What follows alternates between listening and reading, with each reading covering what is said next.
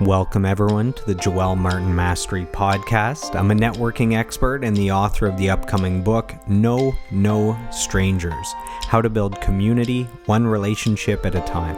My why is the pursuit of mastery, and the goal of this podcast is to lock arms on a lifelong mission of daily personal growth to become the best version of ourselves. So let's dive in to today's episode.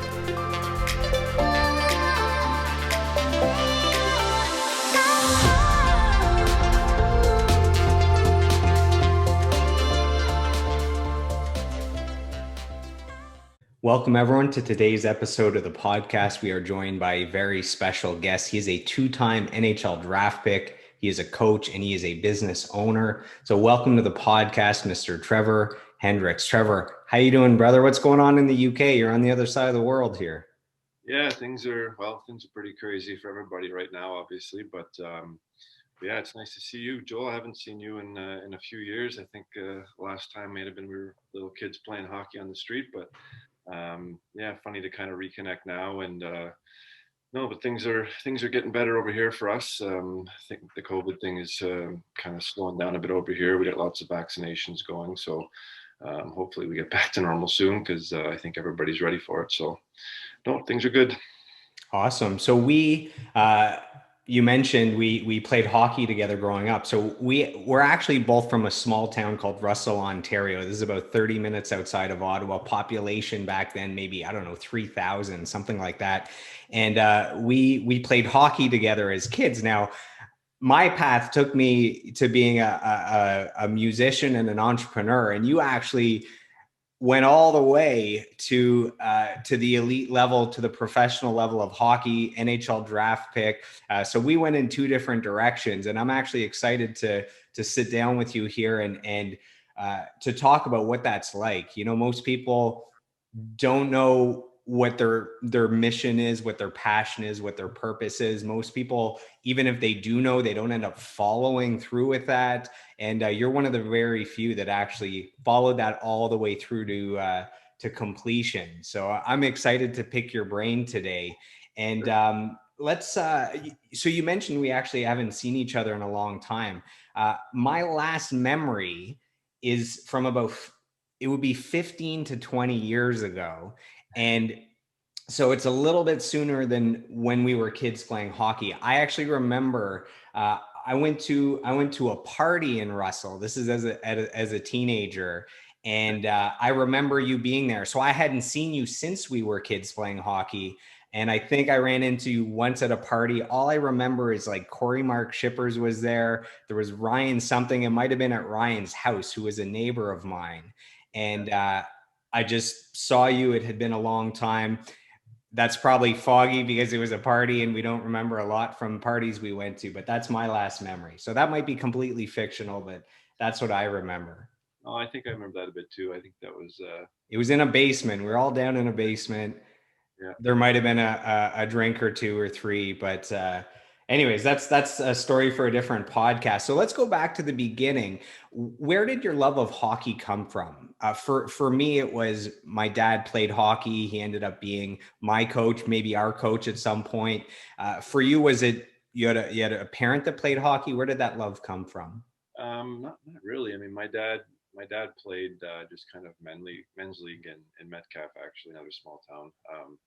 And I'd go watch him when I was little, but I mean, I wouldn't say I really had someone that, was a professional or anything like that. I think I just started off like most kids do in Canada. You just, go outside the outdoor rink. And I remember being 3 or 4 years old and my parents bought me a pair of skates and kind of just kicked me out the door. And our property had a lot of space and a lot of natural water that kind of just froze.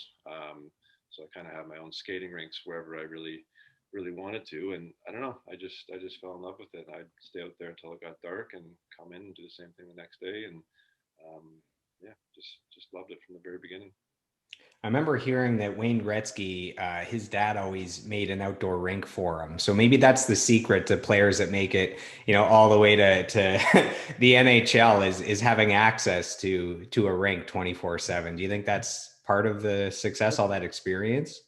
Definitely helps. I mean, if anything, I think my dad did it more just to save the inside of the house because I spent a lot of time in the basement shooting pucks at drywall, and I think there was a little phase I had there where I thought it was fun to get a puck stuck in the drywall, which my dad didn't really like. But yeah, no, it kind of got to a point where my dad would he'd build one every year, and we had to get bigger and stronger things every year for nets because I kept shooting pucks through things and breaking stuff. So I think we ended up settling on like a chain link fence that seemed to work fine. So Your parents probably liked that the outdoor rink was like a free babysitter for a few hours, right? Give them a little bit of a break. Now you have a young son, you probably understand getting a break, how nice that would be. oh yes, I'd love to get him on the ice and just have him go burn some energy for a while because I'm having a tough time keeping up to him. He's much faster than me. So And how old is he? You have a picture down there beside you. yeah, he's well, that's from when he was just under a year.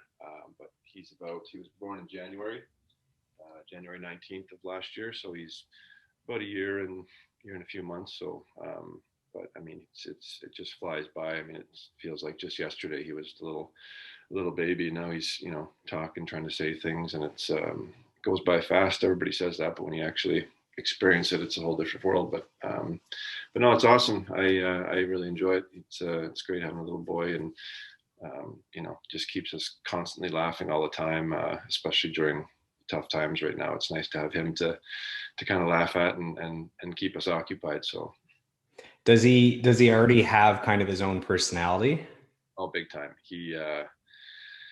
He's just a little character. He's very social. He likes to go and like if we go to like a kids play class or something, he won't just sit in one place. He'll be going around and saying hi to everybody, and we're kind of glad that he's like that, but I'm not sure where that comes from, considering like we've all been, secluded in our apartments and houses for so long, and not really seeing as many people as we maybe would if things were normal. So, but no, we're happy that he's like that, and it's also pretty entertaining for us as well. You mentioned all the practicing of your shots that you were taking, getting pucks stuck in the drywall. As kids, I remember you having like an adult male slap shot as a kid, and maybe that's what helped me become a semi decent goalie. Is I was getting like adult slap shots as a kid that I had to adapt to. Uh, what is like your earliest memory where you thought maybe you have something special going on with that shot? Well, I remember being a lot bigger than most kids at my age, um, and I think that's kind of what you're speaking about there. Is that kind of time I for whatever reason just had this really hard shot, and probably a lot of it had to do with my size and things like that. But I mean, I can remember my game plan being just get over the blue line and take a slap shot, and I would usually score a goal by That doing was that. usually enough to get the job done. But then as I got older, you have to do a bit more to score a goal. So, um, but no, I wouldn't say I was really an above average player until I got until I started to grow a little bit. And then I got to a point where I was quite a bit bigger than most of the kids my age. So I think my dad actually got me to play up a year. So I played up a year with kids that were a year older than me, and for whatever reason, that just switched something in my brain, and it turned me into a different player. And I never looked back after that. I don't know if it was being with kids my size or what it was, but it just seemed to really help me and kind of slingshot me into where I am now. You had all that space as a kid where you had the outdoor rink, you got to go outside and play. That's because your parents, they were small business owners. So I remember it's called a nursery. You think of kids with a nursery, but the nursery is they had what was it, plants and flowers and all that stuff. Yeah, so they've actually done it for over 35 years. I think they just retired last year. But no, they started that up from nothing, and they did it together their whole lives. And flowers, hanging baskets, trees, any sort of plant, shrub, anything like that. They did, and I learned actually quite a bit from them and how they did that with that I've taken with me into my own business as well. So um, when you're around people like that, you pick up things you don't realize that you're picking up, and then all of a sudden they're a tool that you can use in the future. So definitely learned a lot from them. But yeah, we had a lot of space to build hockey rinks and things like that because living out in the country, that's how it is. So They say that things aren't taught, that they're actually caught. So you get that from your parents, just watching them day to day, that congruency, that consistency of actually living through the lessons that they teach you. They're actually doing them. And I actually did something that I think uh, you'll enjoy. So I reached out to our mutual community of hockey players, some of them you might have played with over the years. And I just said, hey, I'm sitting down with Trevor Hendrikx for an hour. If you were sitting down with him, what questions would you ask? So you might recognize a few of these names. So we have a question from Richard Lamoureux. All Okay. right. So Richard Lamoureux, this has to do with your parents. He wants to know if having hardworking parents running their own business in a small rural community helped you achieve success as a professional athlete and business owner. If there's anything from that upbringing that you applied to your endeavors as an adult. So that's from Richard Lamoureux. Ooh, Good question. He should have his own podcast, I think. very good question. That's actually good timing. So I kind of just touched on that a little bit, but definitely, and I mean, seeing how they built that up from nothing, and that I think they started with one greenhouse, and I can remember being very little and being out there and helping them and working, and my sister as well. We would help, and it just grew and grew and grew, and just seeing the little things like dealing with customers and things like that, learning how to speak to people, like all these little things that at the time I probably didn't realize I was picking up, but they're things that I learned, and just from watching them. Definitely, are things that I use now in my business, and just in general, just the way I speak to people and things like that. So it's it definitely, it was something that definitely helped me for sure.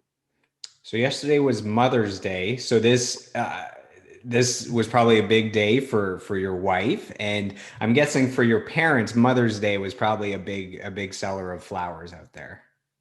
Big time. That was, I think, one of their biggest weekends every year. So that day they'd be pretty much run off their feet. There'd be people parked down the street, and you always get the last minute guys coming in getting their stuff. But most people would buy their stuff in advance, and my parents would keep it looking nice in the greenhouse. And then most people would come and kind of make a trip out of it in the day and pick up their flowers. And it was a very beautiful place too, because there's lots of flowers, and my parents had a few gardens outside, so you can kind of come walk around and stuff like that. But yeah, it's funny because over here in the UK they have a different Mother's Day. So Mother's Day in the UK is actually in March.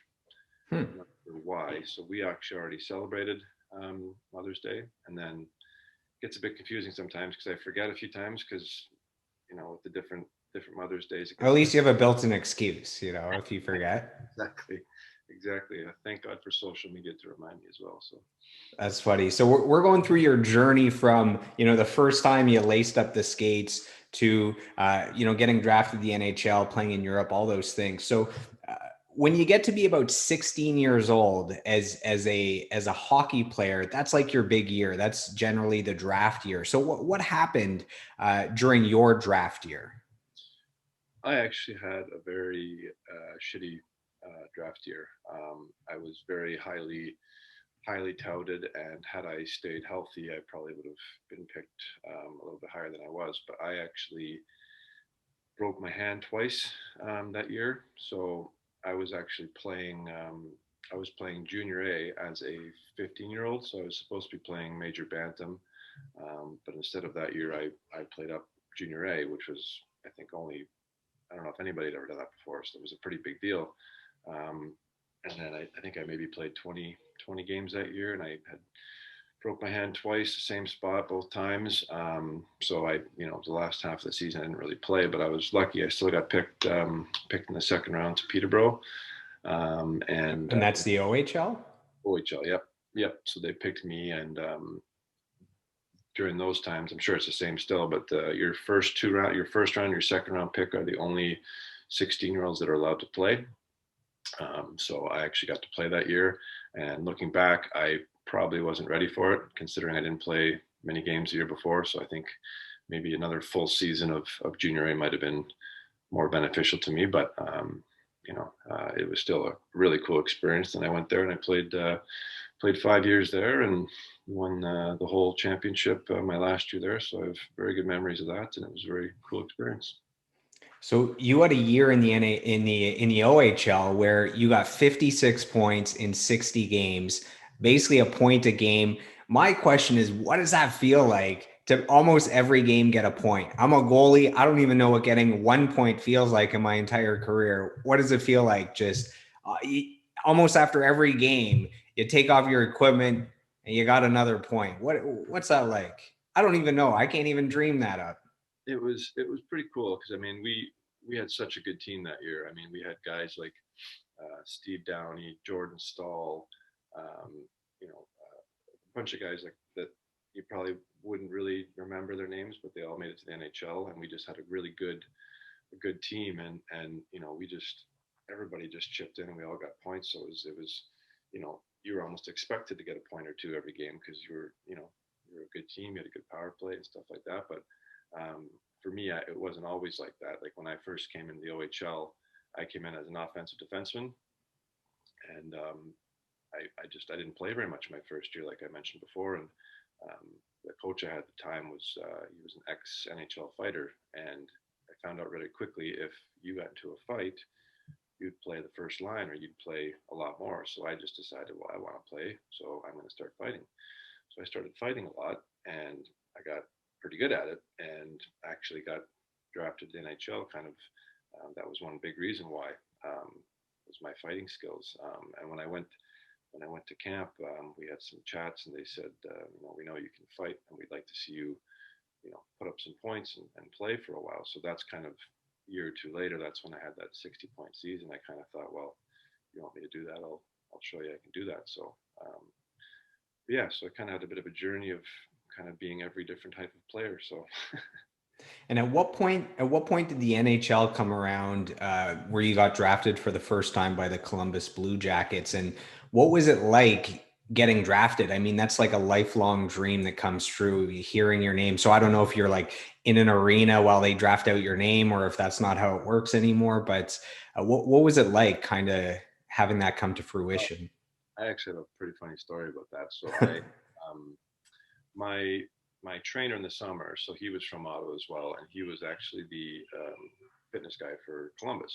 So he had that tie there, and I was living in Peterborough, finishing up my school. This was after the season, and I didn't go to the draft because I had no idea I was going to get picked. I didn't think I was going to get picked, but my trainer called me on like the Friday. I think the draft was like a Saturday Sunday, and he called me on a Friday, and he said, Trevor, what are you doing this weekend? And I said, well, I don't know. I was going to go to a party tomorrow night or something. Like, I don't know what kids do when you're 18. And he said, no, you're not going anywhere. And I said, why? And he said, well, because the Columbus Blue Jackets are interested in picking you in the draft, but they want to call you and speak to you.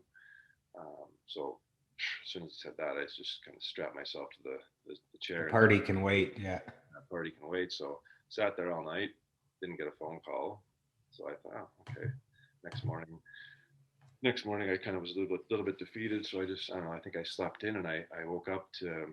I was living with a billet family at the time, and I woke up to a phone call, and it was it was the general manager of the Columbus Blue Jackets, and I actually thought it was one of my friends pulling a joke on me. You So thought it was Richard Lamoureux calling you. yeah, I thought it was Richard Lamoureux calling me from Russell. So it was actually my captain on my team. He called me, or sorry, I thought it was my captain. So, anyways, I'm speaking to the manager of the Columbus Blue Jackets, and he said, "Oh, Trevor, we've just picked you in the ninth round of the NHL draft," and I just said, "I'll screw off," and I hung up because I thought it was my buddy. Sure enough, I get a call back 2 seconds later, and it's him again, and he's laughing, thankfully. But yeah, he said it again, and I couldn't believe it. I called my parents right away, and it's something you can't really describe. It's such a cool feeling. It's something every kid really that's ever played hockey dreams of. So to be able to experience that was just something I'll never forget. Now, the general population doesn't really know how it works when a player gets drafted. So we think that you get drafted by the NHL, you then play in the NHL, you become an NHL star, you make millions of dollars, the end, fairy tale complete. What actually happens when you get drafted? It means you have the right to make the team, but you have to fight your way into that team. Can you explain that a bit? Yeah, so I mean, they pick you because they like you, right? So I think when I first got picked, there was 9 rounds. So the second time I got picked, there was 7 rounds. They changed how many rounds there was, but basically, when you're 18, you're eligible to be picked, and then once you're picked, the team that picks you basically owns your rights for 2 years. Um, so you can't sign with any other NHL team, nothing like that. After those 2 years, if you have not signed a contract, you would go back into the draft, which is what happened to me. And then if you go through the draft and nobody picks you again, then you become a free agent and you can go anywhere you want. What happened to me was I went back to the draft and Columbus picked me again. Um, They still liked you. they still liked me, yeah. So, which was good.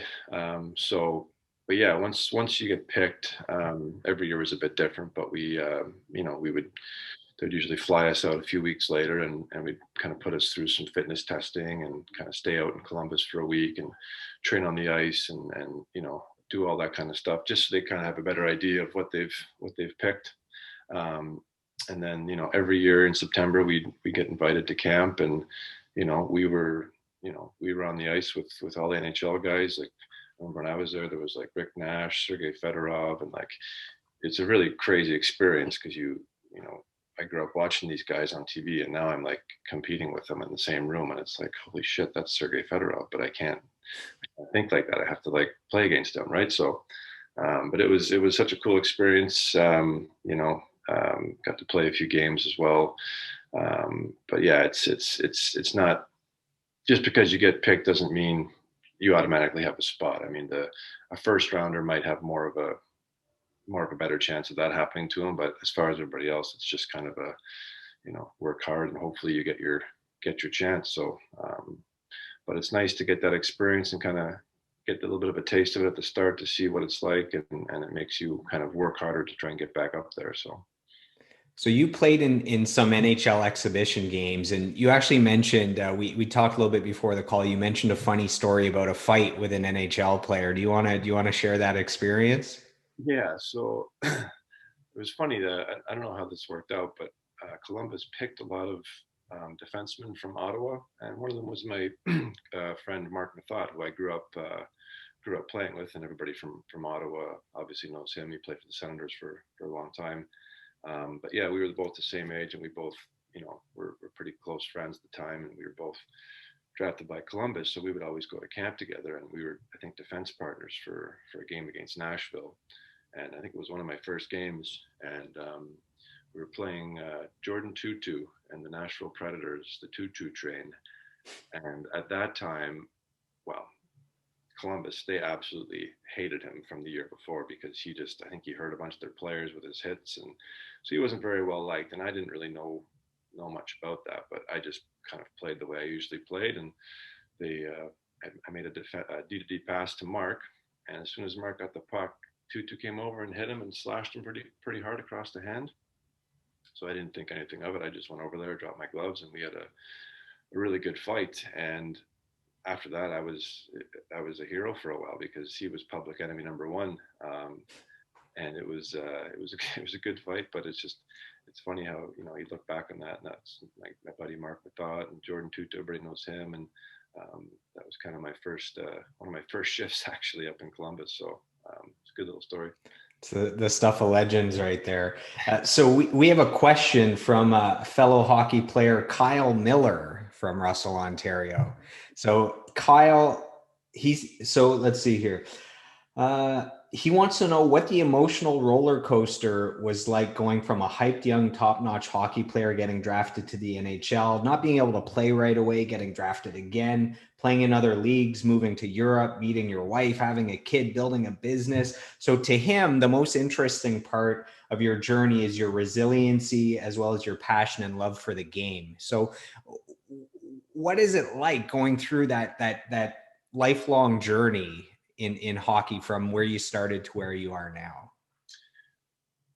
Well, that's a great question. I mean, Where do it's you such, start, eh? it's this could be a long answer, but it's I've experienced some of the highest highs and some of the lowest lows in hockey. I mean, I've been NHL. I had my NHL contract, and there's frustrations that come with that because you everybody wants to make the NHL, right? But not everybody does. So there's competitiveness. There's you might have, like, for example, I had three of my good friends were all on the same team as me, and we were all fighting for the same spot. And it's frustrating because you all want to get there, but you don't want to cut each other's legs out, kind of a thing. But so you have that, and then when my contract finished, I wasn't part of Columbus anymore, so I got to choose where I wanted to go, and I had some good experiences, some bad experiences, but you really see a lot of different things, especially at the lower levels, like the ECHL and stuff like that. A lot of things happen there that are a bit kind of, I don't know if you can do that, as far as, like, your contract's not guaranteed. You can really, some guys can bounce around from team to team. Some guys play on 10 different teams in 1 year. So, that's, if you're a guy with a family and things like that, it's not a very appealing lifestyle. But there's the other side of it as well, where I was lucky to win 3 championships in my career, and those are things that one of the best memories I've ever had. But yeah, and then just the whole, you get knocked down quite a bit. You have injuries. I had a point where I had some serious injuries on my shoulder and my elbow, and I broke them both, and I only played 4 games that season, and I think I was about 25, 26, and I just couldn't get a contract. I couldn't find anywhere to play just because I hadn't played the year before. So I kind of started looking at other options, and um, looking at different career paths and stuff like that. And luckily enough, I had a phone call from a team in Texas called the Allen Americans, and they were one of the top teams in that league, and they offered me a really nice contract. And I thought, well, I might as well go. And then I went, and it was one of the best decisions I made in my life, because we went there, we won 2 championships, and then after that, it led me over here to Europe, where I met my wife, and where I live now with our little boy. So I think everything happens for a reason, and I'm very happy with where I am right now with all my stuff. So I wouldn't change any of it for anything, really.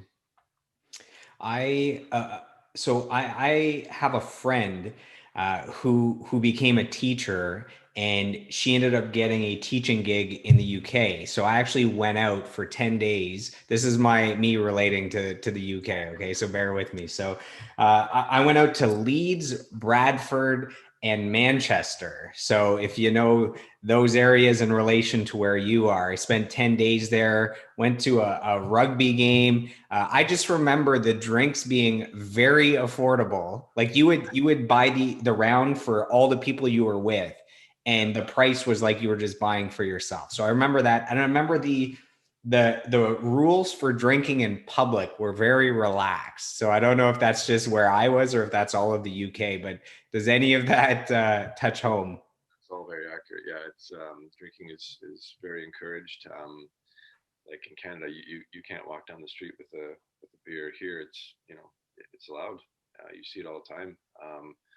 But yeah, I know Leeds and Bradford very well. I just did some hockey camps up in Leeds. It's a nice little city. And Yeah, and the rugby too. I'm lucky where I live in Cardiff. They host a rugby tournament every year, with like different countries. It's called the Six Nations. They have, like, I remember this: Australia, Fiji, New Zealand, a whole bunch of countries come, and they have this 70,000 seat stadium, and it's I don't know much about rugby, but just the actual passion and stuff behind it, and going to a game is nothing like the best way to compare it is like a Canada USA hockey game. Hmm. Like, my wife and I went to see a Wales England rugby game, and they hate each other. It's like Canada US, and it was one of the coolest sporting events I've ever seen. I wasn't really sure what was going on the whole time, but it was just, the atmosphere was just something I've never seen before. That's nice when you have world class sports coming right to your town. That's Yeah. pretty awesome. And that's every year. I mean, not maybe not during a pandemic, but normally.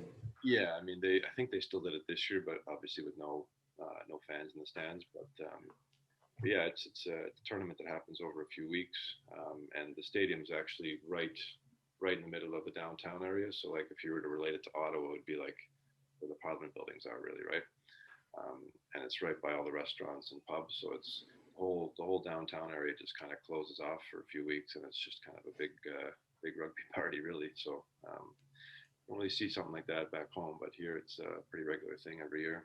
That sounds amazing. So we have another question from hockey player Steve Coverly, who would like to know if you feel like you ever got a fair shot at taking your career to the next level. So I'm assuming NHL is what he's talking about. Did you ever get a fair shot, or do you feel like there was politics involved or injuries at the wrong time? I think every hockey player has this kind of a story, but you know, I was very lucky. I got drafted and I got to sign a contract, which most kids don't get to do. And you know, I like to think that I had a fair shot. I'm not going to complain because I was very fortunate, like I said, to be where I was. You know, would have been nice to get a few games up there, or you know, have a longer career up there, but you know, just wasn't meant to be, I guess. But you know, like I said, it was very tough. You know, having three or four defensemen ahead of me who are also my friends from Ottawa, who, you know, there is a lot of politics involved in that, especially when you're on an NHL contract and there's farm teams and stuff. A lot of times, money does play a factor, even though you may be playing better than somebody else. So there is frustrations with that, but you know, I'm not going to complain. I was very happy to have what I had, and it's brought me to where I am today. So, but if I was to go back in time, I might do a few things differently, I think. So that actually ties in a bit with the next question. So hockey player Brendan McIntyre has about 3 questions for you here. Are any of these names ringing a bell? They're all ringing a bell. I think this is our Russell Warriors team almost from Is it? circa 1995, maybe. Who knows? Back when all the cool kids were playing hockey. So Brendan McIntyre, 3 questions. Number one, who is the best player you've ever faced and the best player you played on a team with? Number two, if you could go back in time, what would you have done differently? So that's kind of what you just talked about. And number three, do you have any regrets? Damn, he's going deep. Brendan McIntyre for you. Coming in hot there. All right, so let's start. So number one, who is the best player you faced and the best player you played on a team with? Best player I've faced. Think about that one. I think skill wise, probably Alexander Radulov. We played the Quebec Remparts in Memorial Cup, and I don't know how many points he had that year. It was ridiculous, but he you know, we played them, and he was just toying with us. Like he would just stick out through our whole team, and you know, I was just kind of in awe of his level of skill. But and then if I was to think about someone I played with, Eric Stahl was probably one of the, you know, all around guys. He was just, his work ethic, his skill. It's funny. He was actually my ride to school in the mornings when I was a 16-year-old little buck in Peterborough. So that was pretty cool. But he was good. And you know, I played with three of the brothers. Actually, there's four Stahl brothers. I played with Jordan, Eric, and Jared. Did all four make the NHL or three of them? Three of them did, and the youngest one didn't. I played with him in Florida in the ECHL. Actually, I don't think he played in NHL. I have to check on that, Yeah. but no, they were quite a breed of hockey players for sure. So yeah, those are probably my two. What was the second question? Number two, if you could go back in time, would you have done anything differently? So we touched on that a little bit. And then number three is, do you have any regrets? So I guess that's a part of, would you change anything, and do you have any regrets? Yeah, for me, it was I had an agent at the time, and you know, growing up in Russell, you know, even my parents, like nobody has ever really been through, you know, getting drafted to the NHL, and like, you know, I didn't know what to do. My parents didn't know what to do. You know, I read a few books, and like, you know, it's not like there's somebody down the street that's done it before where you can be like, oh, what do I do? So I had an agent at the time, and you know, I wasn't sure if I should listen to him or not, and I think there's a few times where maybe I should have listened to his advice. For example, there was some opportunities to maybe go play in Toronto, or even my first year with Columbus, I was offered to go play in Finland for a season to work on my skating and stuff. And at the time, I was like 20, 21 years old, and being from a small town like Russell, going to Finland, that's a big thing. And to be honest, I didn't go just because it was so far away, and it kind of scared me a little bit. So looking back, things like that, I wish I would have done. I really do. I wish I would have gone and had that experience. But we talk about regrets and stuff. I can't. I think there's things I would do differently, but at the same time, if I did them differently, I probably would not be where I am right now.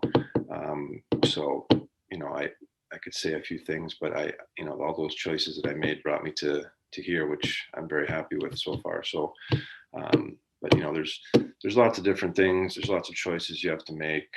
For me, a big choice was when I was 16. I had to choose between going to getting a scholarship to an American university or playing in the OHL. And you can't do both, which is a pretty big decision for a 16-year-old kid.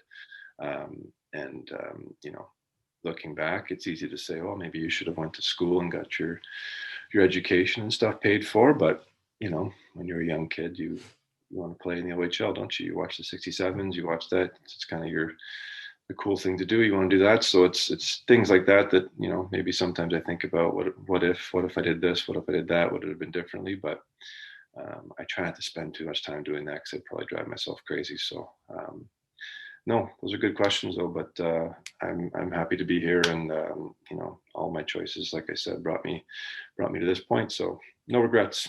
Yeah, you got to be careful when you start playing with regrets, because, hey, look, if you end up going to Finland at 20, maybe you end up in different leagues. Maybe you do end up in the NHL for a season or two, and maybe you don't end up in Europe, and you don't meet your wife, and you don't have a handsome little boy, right? So you got to be careful with what you think you would change from your past, because your present might not look anything like it looks now.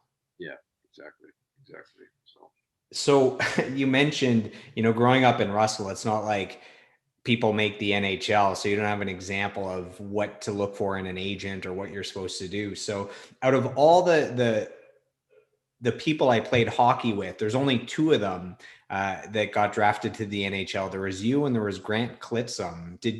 Are you familiar with Grant at all? Did you ever play with him, or? Yeah, he was a good friend of mine. We actually played together in Gloucester, I believe, for a while. And he was drafted to Columbus as well, funny enough. Yeah, I know him very well. I haven't spoken to him in a few years, but yeah, we were very close. We used to play summer hockey together, and yeah, so that's funny. You know him too. So I played with him actually with Gloucester. It's funny, we're talking about the draft year. So I was like you, man. My goal was the NHL, and it's all about when you're 16. That's it. This is where things are going to happen. And I was playing double A with the Rangers, and I was the starting goalie with the Rangers. And my draft year, there was a new coach, and the coach picked his. So there was two of us that were pretty good as goalies, and then there was another goalie that wasn't that great. And then suddenly on the draft year, that not great goalie's dad was the coach, and that goalie made the team, and I didn't. So I went from number one to like number three, not making the team. And I was so devastated. I never played hockey again. Like I dropped cold turkey. I was playing hockey like you 6 days a week, 7 days a week, up until I was 16. And then I didn't play again until I was probably 25. That's how devastated I was with my draft year. And since then I've had, a few friends that have called me out to play, and it's been nice to get back on the ice. But that was devastating for me, talking about the draft year. We have another question here. So this is actually what I was going to get at is talking about, growing up in Russell, and you don't really know anyone else that makes the NHL. A big thing when it comes to creating a positive environment and surrounding yourself with the right people, a part of the power in that is by surrounding yourself with people that have already achieved what you're looking to achieve so that you know it's possible. So us growing up as kids, we didn't know, we wish we could make the NHL, but we didn't know if kids from Russell could do it because we've never seen it. So uh, the point I'm trying to get across is, for me, out of the thousands of hockey players I've played with, having you drafted to the NHL and having Grant play in the NHL shows me what's possible. So it allows, Yeah, you are a guiding light that shows people what is truly possible if they commit to something. So I want to commend you for that. And that tells me that that dream is possible. Just like I know some best-selling authors. So I go, well, I know them. If I write a book, I know it's possible to have a best-selling book. And I know Grammy nominees. So I know that that's possible because I've seen it happen in my environment. So that, I guess there's a point in there I was trying to make. So hopefully something in there gets across. But we have a question uh, from Dan Dilworth. Are you ready for this one? Dan Dilworth. He wants to know if you saw familiar faces during your stints playing in leagues all over the world, and if that helped you to settle in and feel more comfortable with being abroad. So you mentioned at 20, Finland seemed too far away, but then you did end up playing around the world. Did you ever see familiar faces that made it feel like home, even though you were far away? all the time, all the time. The hockey is such a small world. Actually, funny story. There's another one of my friends named Brent Walton. He does a podcast as well, and I played with him my very first year professional in Dayton, Ohio. 10, 12 years later, whatever it was, and I signed to come over here and play in Cardiff. Getting on the plane, who's sitting there right beside me is Brent Walton, and he's there, and it was so crazy because when we were playing in Dayton, we were 20 years old, 21 years old, just young bucks, no families, nothing like that. And I get on the plane, and he's got a wife and a kid in the way, and you know, and it was so funny because we just kind of picked up where we left off. There was like we hadn't spoken for probably 10 years, but we just picked up where we left off, and we're really good friends, and to this day we talk all the time. And so it's just kind of a little story of the familiar faces, but like it's such a small world. It's such a cool community, and for me, like I said, I was a bit nervous about maybe traveling when I was 20, but once I got, I played a few leagues, playing a few teams, and kind of, won a few championships.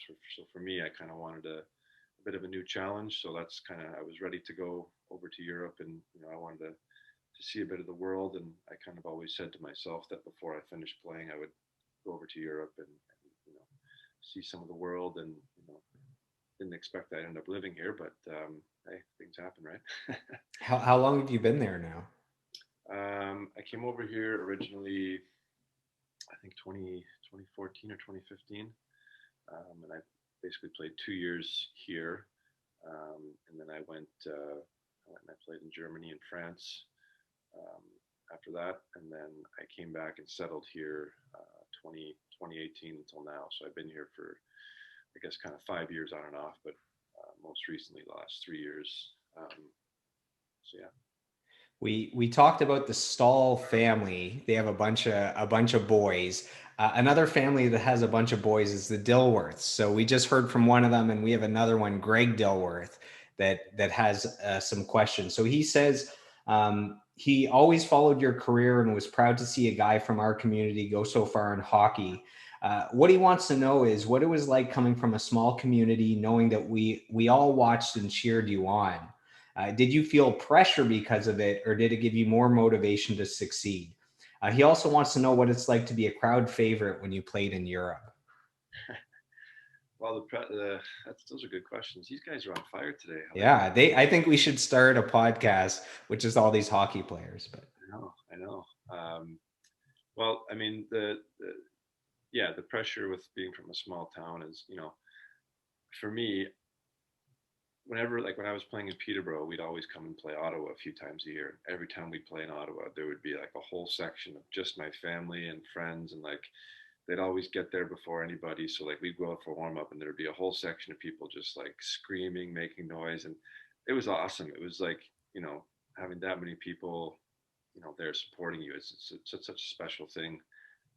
So like that's something I always loved, and it was always tough though because after a game there's too many people to speak to, and you only have a few minutes to you know to speak to everybody. But I'd always get a nice little care package from mom or my grandma's, and I'd come on the bus with stacks of cookies or something, and I'd get mauled by the players. And but yeah, it was outside of that, I didn't really feel much pressure. But when I would come home in the summers, everybody would always ask me, "Oh, how's hockey going?" And you know, um, they're always everybody always followed my career and had lots of nice things to say.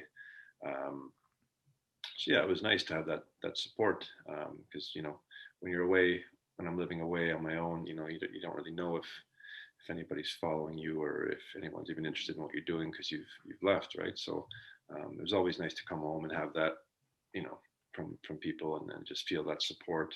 So that was really cool. Um, and then being a fan favorite, that's pretty cool. I gotta say that was pretty cool. And Is it it kind because of the fighting or the style or the attitude? What was it? The community? of, I mean, the culture here really enjoys, fighting and hitting and the rough stuff. Does So that have to do with the drinking as well? Does that go a hand lot in of hand? it hand in hand. So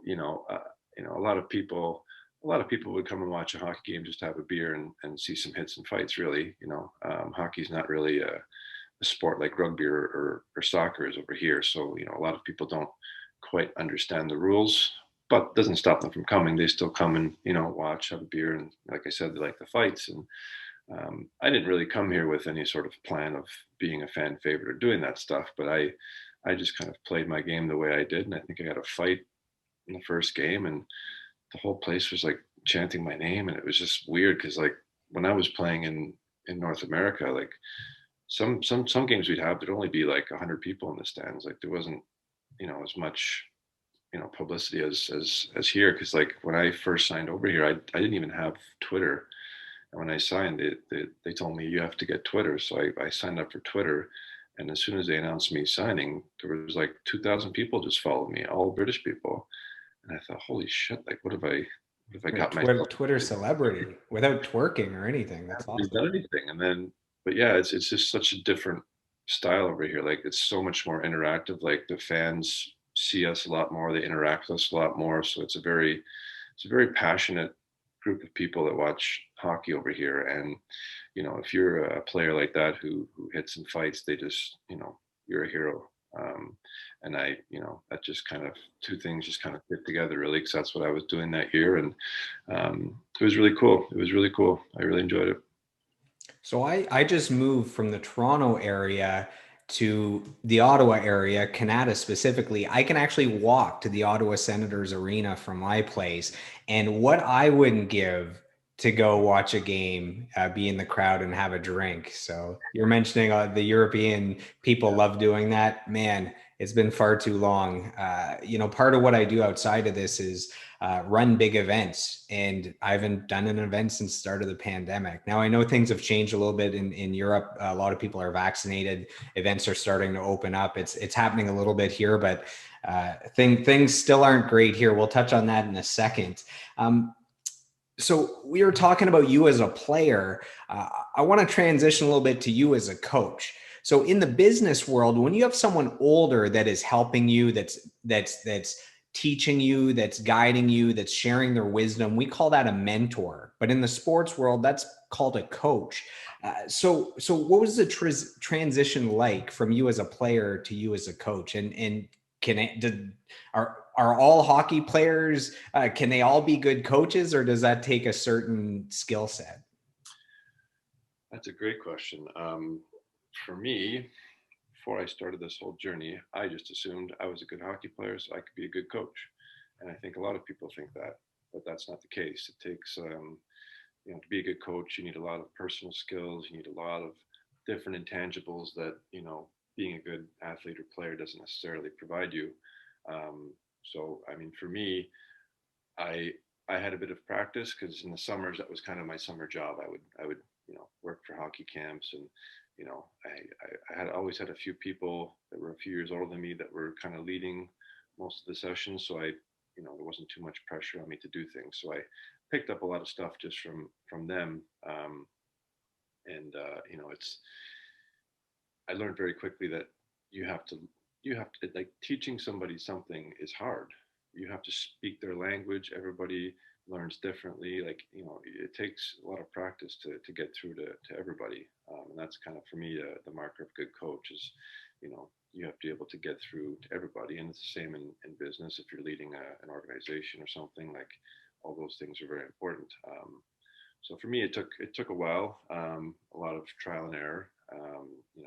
Obviously taking some courses and learning from people that obviously helps. But yeah, it's a rewarding job. I love it. I never really expected myself to be doing this now, but like I said, things just kind of work out like that. What do you love most about coaching kind of the next generation of hockey players? For me, it's just so rewarding. I mean, you know, uh, I like to make it fun as well. So like I'm kind of like a big kid. Um, you know, I I find a lot of hockey players when they retire from hockey, it's a really kind of like the end. It's been part of their life for so long. But with me, I haven't had that because I still get my fix. I'm on the ice all the time with the kids, and it's just so cool for me to be able to pass on all the things that I've learned in my career to these kids. And even something as simple as just showing a kid how to shoot a puck, or showing them a different technique that they've never done, and seeing them do it and just watching them improve. To me, it's the most rewarding job I could ever ask for. When you look back at your hockey career, were there any coaches that really stood out for you, that really helped you? It's just, it's like asking someone, was there a teacher in school that kind of inspired you or helped you out? Any coaches that stood out? Honestly, they all contributed a little bit. I mean, I think your dad coached us for a while, didn't he? Yeah, I don't know if that's, man, we had one year where, let's say you play 50 games. Yeah. I think we went 48 games without a win. And it was the most fun we ever had. And when we won that one game, I think it was like the second last game of the season, we reacted like we won the Stanley Cup. And I think it made all of us better hockey players because, we had to work so hard just to get a win. And for me as a goalie, man, I was getting like 50 shots a game because we were so bad. But anyways, yeah, I think my dad coached both of us at one point. Yeah. But no, I mean, I tried to take a little bit from every coach that coached me. I wouldn't say there was one that kind of stuck out and really, was I can't really pinpoint one person, but I try to be positive and take the good things from everybody. You don't always like your coach, but at the end of the day, they're always there trying to help you. So like my own coaching style is kind of a culmination of all the coaches I've had coach me. I've taken parts that I've liked and things that have worked, and I've kind of put it all together into my own little coaching style, which has been working fairly well so far. So, um, but no, it's. I mean, you just meet so many coaches, so many people that if you're not taking in information, you're just kind of wasting your time, really. So, um, yeah, more of a culmination of all of them than one specific for sure. So you transitioned over into the business world. You started your own business. It's aptly titled Hendrikx Hockey. I like the title, snappy. It lets you know right away what's going on. So how did that come about, and how long ago did you launch it? Well, it's been about 3 or 4 years now that I've started it, but um, when I was here in Cardiff, I did my master's in sport management, and when I finished playing, I wasn't really quite sure what I wanted to do. So I did what most people did, put a resume together, started sending out some resumes, and I was so defeated at one point. I didn't get one response, and I thought, geez, like welcome to the real world kind of a thing. And then I sat down with myself, and I thought, well, what are the things that I'm good at? What are the things that you know I have that other people don't? And everything came back to hockey. And I always worked at hockey camps and coached, and I thought, oh well, why don't I just give that a try myself? And I know how to do it, so I kind of just put a lot of effort into it, made some flyers and put them up everywhere, spoke to people, um, just worked my butt off just to get that first camp up. And then once I had that first camp going, word of mouth, and if you do a good job, you just kind of grow from there. And um, I can't believe how big it's gotten and how good it's going, and it's been great for me. I absolutely love it, and to be able to help shape the next generation of hockey players is just something that I value and take very seriously. So I can relate to you feeling lost for a little bit there. When your whole life you're Trevor Hendrikx, the hockey player. When you stop playing hockey, then who are you if you're not Trevor, the hockey player, right? So I had the same thing with music. I gave up music for several years. I got tired of the grind, and you wake up and you say, well, everyone knows me as Joel the musician. So who am I if I'm not a musician? So it took a lot of soul searching and figuring those things out. So I think, we both went through that. And I think maybe everyone goes through that at some point. They call it the hero's journey. So you got to go down to the depths to come back. They say that rock bottom is a solid foundation to build a great life on. So I'm glad that you went there and you're back to somewhere better and you figured things out. Can you share a little bit about the different programs that you guys offer? The programs, there's challenges, there's camps. There might be some young hockey players that are checking this podcast out right now. So what is it that they could look forward to? so I kind of do a little bit of everything really. I've kind of focused on camps, hockey camps for all different ages. Whether you're just kind of starting out or you're an elite player trying to make professional. I'm a big believer that I have something that I can help you with. I over here I focus a lot on camps. I've actually just built my own facility over here, which is inside the rink here. I actually just live just down the street from the rink here in Cardiff, which is very convenient. But I've built a synthetic skating pad in the rink as well as a gym. So I haven't been able to open it yet, unfortunately, because obviously the COVID restrictions. It's been closed for the last year, but I'm hoping to be able to open it in the next few months and to be able to provide that facility to kids over here is going to be absolutely huge. And then, I've for well, last year I wasn't able to come home because of COVID, but I was running lots of hockey camps in Kempville in the summers. I'm hoping to get back.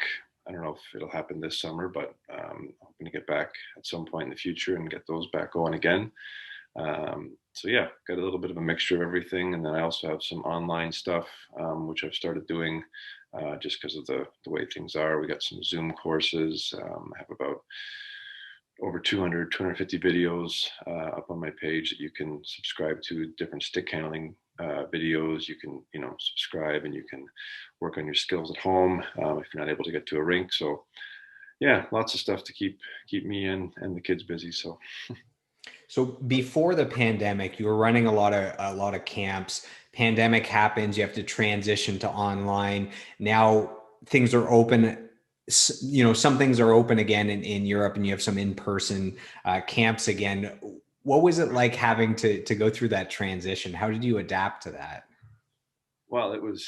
I mean, I'm not a very tech savvy person. I guess. I mean, I can get You're some. a Twitter expert, but outside of that, Outside of that, there's not much. So, I had heard about Zoom, and it took me a while to figure it all out. But yeah, I just thought, I can't do work properly. I can't, go to the rink, and I have a whole group of kids that they still want to do stuff. They still want to train, and I want to keep that light kind of shining for them, because if there's nothing for them, maybe they move on to a different sport or something else that occupies their time. So I wanted to keep everybody engaged. I wanted to keep my kids active, and I thought, well, I'll give the Zoom thing a try. So it was different. I mean, I've obviously prefer being on the ice and coaching in person, but you got to do what you got to do sometimes. So, but yeah, it was good. It was really a cool experience actually. Once I got it going, because I think 5 or 6 different countries involved. There's kids from Ireland, Scotland, England, Wales, Canada. So I mean, I look back on it. It's a really cool little memory that had kids from 5 different countries all on one Zoom call, and I was coaching them all at once. It's just kind of something that would probably never happen again. But it was a weird time, but I think try to make some positives out of it, and hopefully we, kept a few kids interested and gave them something to kind of hold them over until they got back on the ice. So Mr. Worldwide. Yeah, you probably developed some new skills with the running of online courses that when the world opens back up and you can do all the in-person stuff that you want to do, you can probably have the online stuff running as well. So it might have helped you in the long run to fully flesh out that business. And maybe you're in Europe, but there's kids in Canada that want to have access to you, and they can do that online now because of the pandemic, forcing you to create those courses. I'm just curious how after 30 years of playing hockey almost every day, how do you keep hockey fun? Like, how are you not burnt out from hockey? honestly, it's just for me. I mean, I don't know. I can't get sick of hockey. I just love it. It's such a great game. It's just just to see how much joy it brings to kids, and like I said earlier, I'm kind of a big kid myself, so like when I get on the ice with the kids, I'm out there playing playing games with them, and I join in the games, and I probably won't be able to do it all of my life, but I'm gonna probably do it until somebody makes me stop, because it's just I love it so much. It's a great game. There's so many good people involved in it, and just the friendships and the families and the kids that you meet. Um, kind of like I said earlier, it's just a small world. Hockey world's a small world. It's a great community of people. Um, and to see these kids on their journeys and be able to help them is just it's amazing. So as humans, we're all harder on ourselves than we are on anyone else. And it's hard for us to say nice things about ourselves. So I want to take a moment and give you permission to say something nice about yourself. So I'm curious, what do you think are the top traits that you have helped you become the professional athlete that you are today? What do you think it is that allowed you to persevere to where you are? So maybe perseverance is one. I don't know. What do you think are those traits that separated you from those that didn't go as far as you did? Um, well, I'm not really one to toot my own horn about anything, but you know, I one big thing that I dealt with a lot was a lot of adversity, a lot of injuries, maybe not getting a chance, or things like that. And those are tough things to deal with. Like you said, how when you didn't make your team, that affected you until you were 25. So if if I had maybe had the same reaction, I wouldn't be where I am, right? So I think one huge thing for me was the ability to deal with adversity in a positive way. I mean, I'm not saying that I was happy about everything all the time, but I was very good at finding a way to get through it, and I think that's really helped me now. And just being like adaptability, I think was good, because things you can have a plan of how you want everything to go perfectly, but things never go perfectly, and if you aren't able to adapt and find a solution, you're just gonna get swallowed up by it. So for me, those are two things that I think have helped me, and the things that have helped me now and have helped me before. But that's all you're gonna get. I'm not gonna say too much more. There you go. See, isn't it nice? It's nice the self-love. We all during the pandemic need to practice more self-love. Now, I have three final questions for you as we wrap up. Now, this one's a little bit uh, left field. So, rumor has it that you are a country music fan. You also love classic rock music, specifically Motley Crue. So talk to me about what is it about the two genres of music that draws you to it? What do you like about them? And then why Motley Crue? And I have a Motley Crue story I'll share after.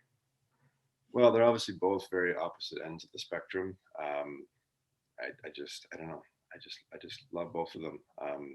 And it's tough over here in the UK because country music is just non-existent. There's no country music station, so it's a bit of an effort for me to find some good country music. So luckily, there's different ways to do that, but it's just tough to kind of keep up to date with the new music. But country is just something I've just always enjoyed. I just like the pace of it. I just like the songs. It's nothing better for me than just sitting at the cottage with the fire with some country music and a beer. I mean, there's nothing better than that for me. Um, and then Motley Crue. I don't know. I had this. Well, I think it was my first year I was playing in Dayton, so I must have been 21 years old, and I actually broke my jaw in a fight. So I had my jaw wired shut for 6 weeks or 8 weeks, and I really got into reading for a while. And I don't know why it was Motley Crue. I found this book about Motley Crue, and I picked it up and I just read it, and I just became fascinated with them. And I read Tommy Lee's book, I read Nikki Sixx's book, and I was just enthralled in it. And then I also liked the music, so that's what kind of made it more interesting to me. But um, they're just one of the greatest classic rock bands ever, really. I like music from that era just because it was, to me, it was music. It wasn't like the stuff you hear today on the radios, the all the whatever I don't even know what it's called now, but for me, Kids these days with their music.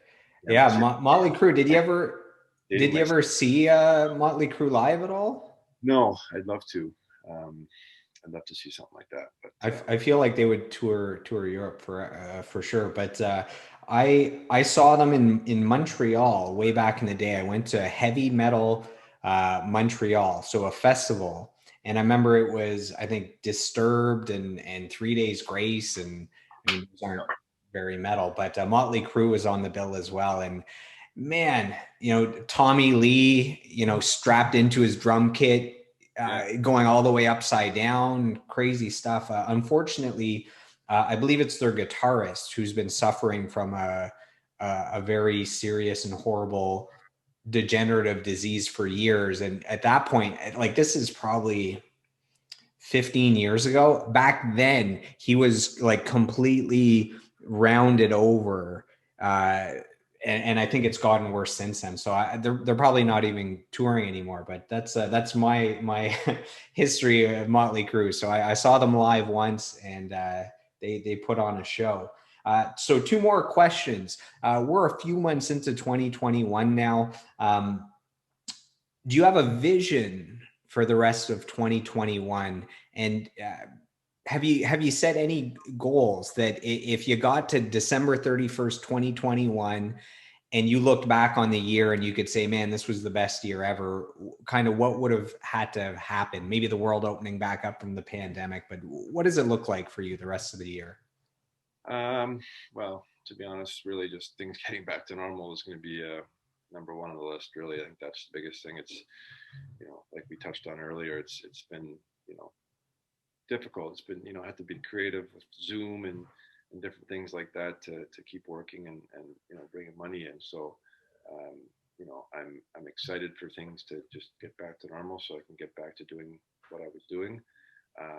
But opening up my facility there is something that I'm really focused on right now.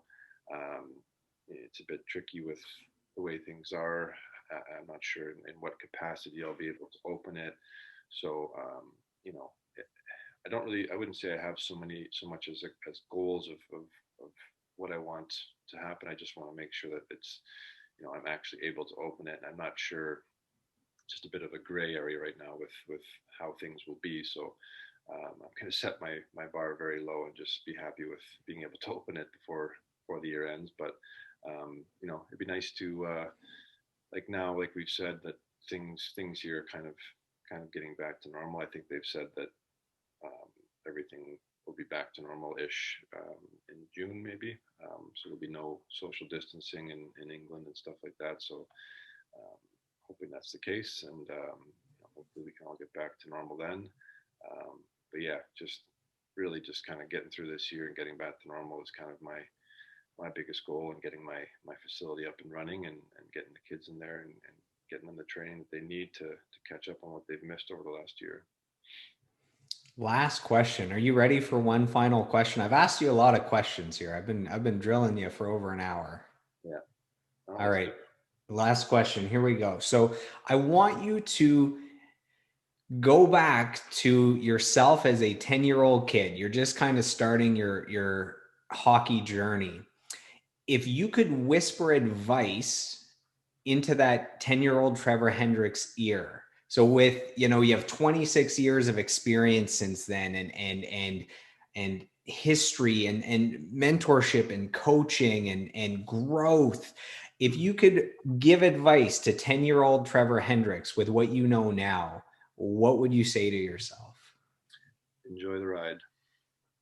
Don't stress. Don't be so hard on yourself.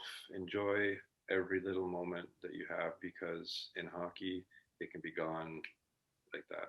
And I've seen it happen. I was very fortunate to play as long as I did. But I know so many guys who, had their career cut short from an injury, or, didn't get to finish on their terms. And, you know, once it's done, you miss it. And it's such a special thing to be able to play a sport for a living. And I think a lot of people get really wrapped up in the politics, or I want my kid to be the best kid, or all that kind of stuff, and they forget that at the end of the day it's a game, and we're all very lucky to be able to play it. And if you make something out of it, great. But the main thing is enjoy every little moment, enjoy it, have fun, and don't don't spend too much time worrying about things and missing out on those big moments. I think that would be what I would say, but um, that might change. Who knows? That's those are some wise words. It's some great advice. Now, as we wrap up, where can our listeners connect with you? So I know there's a website for the hockey camp if people want to sign up for those. And then your famous Twitter account if you still have that running. I know you're on Instagram. Can you share those links real quick? Yeah, so I have my website, www.hendrixhockey.com. And then I have Instagram, Facebook, Twitter, TikTok, all the social media platforms, and they're all at Hendrikx Hockey. Nobody ever spells my name right, so if you are looking it up, it's Rikx at the end. It's Dutch. Nobody spells it right. I have to spell it for everybody. So I had to look it up yeah, as I was promoting this. I'd always go back to your Facebook page to get the right spelling to be sure. yeah. So no, we're on all the social media platforms, and if give us a follow, whatever, send us a message. Even if you're interested in online stuff, Zoom stuff, anything hockey related, come to us. We'll help you out. Amazing. Well, Trevor, thank you for your time. I appreciate it. It's like I was a little kid being able to ask, a professional hockey player all the questions I wanted to ask. So that's awesome. Thank you for your time. I appreciate it. And, our listeners, everyone for listening to this call today, this podcast, we appreciate it. And we'll see you guys on the next episode. Awesome. Thanks for having me, Joel. You're very welcome. I hope you've enjoyed today's episode, and I'd love to hear from you guys. My goal is to grow this podcast organically, where you're giving me feedback on topics you'd like me to cover and guests you'd like me to interview. You can reach out to me on Facebook, Instagram, and YouTube at Joel Martin Mastery. Joel is Joel, and on Twitter at Joel Mastery. So I am done. I am complete. I approve this message, and I'll see you on the next episode.